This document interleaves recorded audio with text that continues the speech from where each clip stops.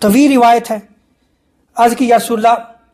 ایسا علم بتائیے کہ جس سے میں جان سکوں کہ قرب قیامت ہے.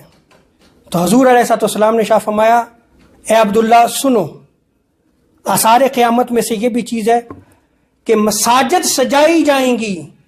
دل ویران ہو جائیں گے، مومن نیک اور دیانتدار آدمی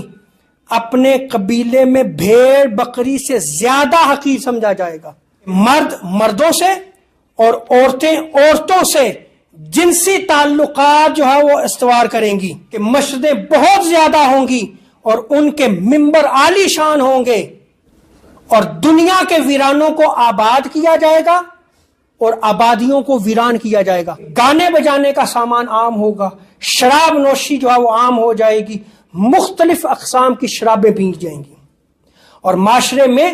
پولیس والے، چغلی کرنے والے اور تانا باز